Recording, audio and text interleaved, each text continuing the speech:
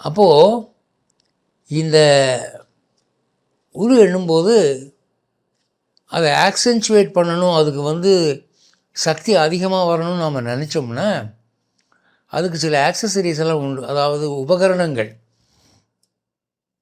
என்ன சுத்தமாக இருக்கணும், குளிச்சுட்டு செய்யணும், கிழக்கு பார்த்து உட்காரணும், உபவாசம் பட்டினி கிடந்தால் ரொம்ப நல்லது, அங்கங்கே கவனம் பிசகக்கூடாது, வேறு எதையும் நினைக்கக்கூடாது, அதே நினைப்பில் இருக்கணும்.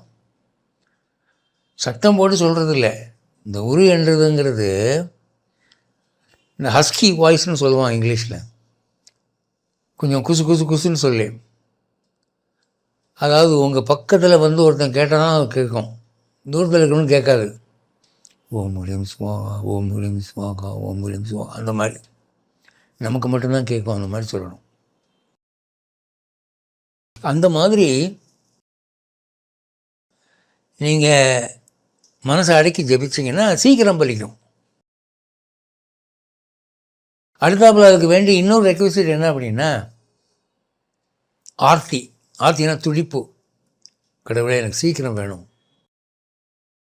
மனசுக்குள்ளே அழுக.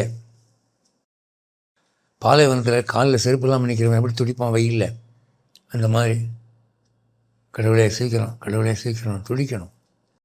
அந்த ஆர்த்தி இருந்தால் சீக்கிரம் வந்துடும்.